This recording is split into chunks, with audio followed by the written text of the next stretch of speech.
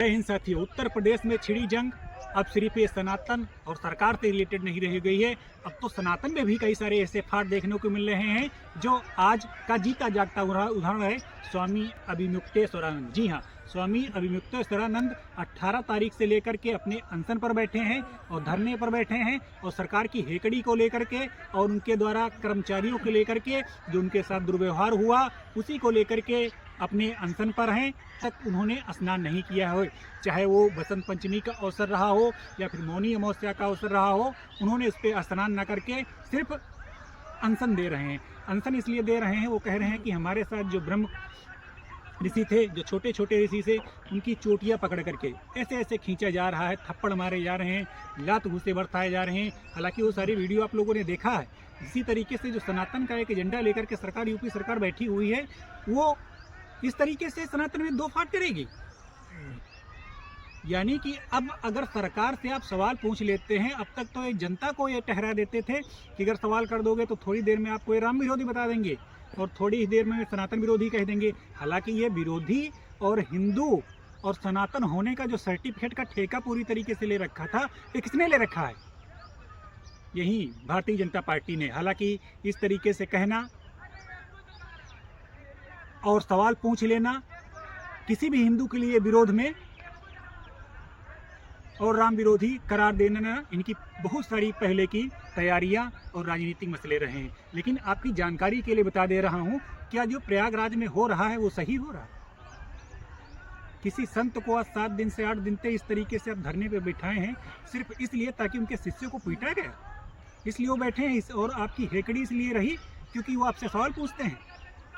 काशी में आपने 150 मंदिर तोड़ दिए, इसी को लेकर के उन्होंने सवाल कर दिया और लगातार आपकी नीतियों को लेकर के अगर आप कुछ ऐसा करते हैं तो उसका विरोध करते हैं, आप सवाल कर देंगे तो आप इतना ज़्यादा हो जाएंगे कि उन्हीं से शंकराचार्य होने का जवाब मांग लेंगे।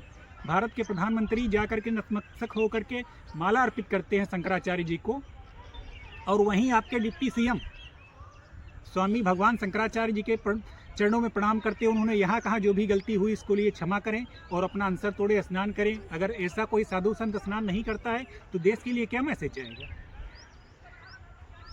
अब तक तो सनातन को एक धागे में पिरोए रहने वाले शंकराचार्य, हालांकि सनातन को आगे बढ़ाने का जो ध्येय का कार्यक्रम पूरा जाता है और जो पूरा एक नैरेटिव तैयार होता है वो सरकार की इन्हीं गलत नीतियों से तैयार होता है। गलत नीतियां इसलिए कह रहे हैं क्योंकि जब इनसे आप सवाल पूछेंगे, इनकी कोई मनोहितों को आप ठोस पहुंचाएंगे तो आपको हिंदू विरोधी करार देंगे। हालांकि इन्हीं सब चीज़ों का शिकार हुए स्वामी अभिमुक्तेश्वरानंद और उन्हीं का परिणाम आज उनको देखने को मिल रहा है। अगर इसी तरीके से अन्य बाबाओं की चाटुकारिता करते और सरकार की चाटुकारिता करते, इनकी लपालप करते और जो भी है इनके आगे पीछे रहते तो शायद आज इनके साथ नहीं होता। इनके शिष्यों के साथ जो चोटी पकड़ के शिखा खींच करके उनको मारा गया है, लात घूसों से धमकाया गया है, वो सरासर गलत है। वो भारत में सनातन की ऐसी स्थिति नहीं होनी चाहिए। ये वही बाबा लोग हैं जो सनातन के लिए कहते थे बांग्लादेश में हिंदू मारे जा रहे हैं, आज भारत देश में ही सनातनी मारे जा रहे हैं। और सनातनी और कोई नहीं, यही ब्राह्मण भक्त लोग मारे जा रहे हैं। इनकी सुरक्षा के लिए जो सनातन को हिंदू राष्ट्र बनाने के लिए बड़े बड़े बाबा बराबर अपना ज्ञान पेल रहे थे, वो इसमें कहीं दिखाई नहीं दे रहे हैं। कोई इनके पक्ष में आकर के ये नहीं बोल रहा है कि हाँ हमारे जो ब्रह्म कुमारी हैं, जो छोटे छोटे ऋषि हैं, बाबा के जो शिष्य हैं, उनको मारना इस तरीके से गलत है कि नहीं गलत है? क्या प्रशासन को इस तरीके का व्यवहार करना चाहिए सनातन के साथ? और यही सनातन का ठेका लिए जो सबसे बड़ी पार्टी बैठी बीजेपी, वो भी अभी तक इनके पूरी तरीके से साथ में नहीं है। साथ में होती इसलिए नहीं है क्योंकि ये सवाल पूछते हैं। अब सवाल पूछना सरकार की, ये भाई उंगली करोगे तो सरकार तो तुम्हारे लिए बैठी है।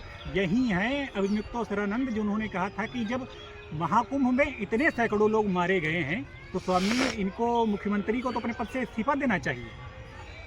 इनकी व्यवस्थाओं के कारण ऐसा हुआ।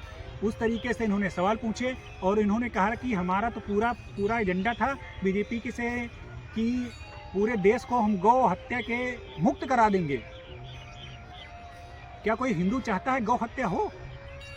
और हिंदू का ठेकेदार कौन बनाता है? और हिंदू और सनातन और राम होने का वाला कौन ये बांट रहा सर्टिफिकेट? यही सरकार बांट रही है।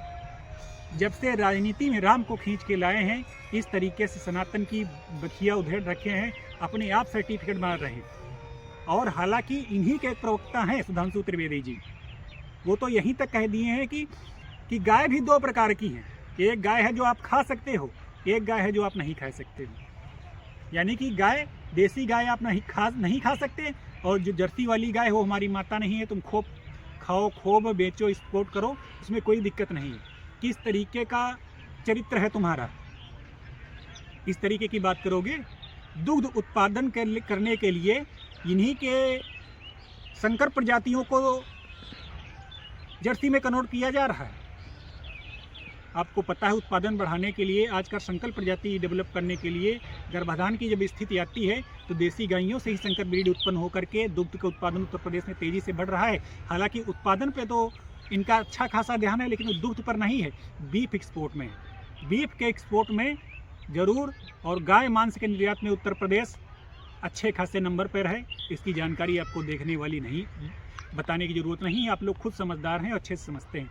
लेकिन अब देखना यह है, क्या जो सरकार पूरी तरीके से बटी फिर रही है, जो इतना सब सनातन का डंका ले ओढ़े बैठे हैं, इतने बाबा थे, यहाँ तक कि जो एक्टर हैं ये निरहुआ हैं और बड़े बड़े रवि किशन हैं, और ये सब जो सनातन का ओढ़े हैं, हमेशा इन्हीं के माध्यम से और धर्म के माध्यम से ही ये सब सांसद विधायक बने हैं। इनको आता जाता भले कुछ ना हो, लेकिन ये सब विरोधी तुरंत बता देंगे, राम विरोधी हो और वो विरोधी है, ये विरोधी है। अब ये मुंह नहीं खोल रहे हैं, मुंह खोलेंगे तो उंगली चली जाएगी, उंगली ये लेना नहीं चाहते हैं।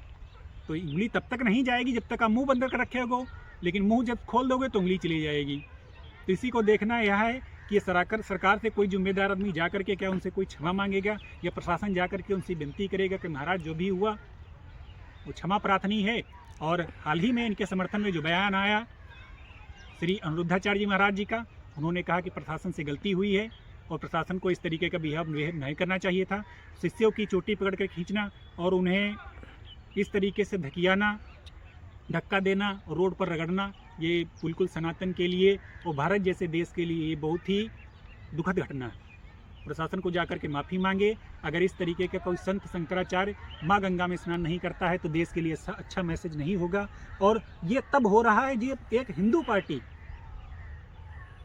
संसद में है और प्रधानमंत्री उनके पैर छू रहे हैं और यूपी सरकार उनसे शंकराचार्य होने का प्रमाण मांग रही है। जो लोग अपनी डिग्री नहीं दिखा पाए वो दूसरे के शंकराचार्य होने का प्रमाण मांग रहे हैं। और किस तरीके से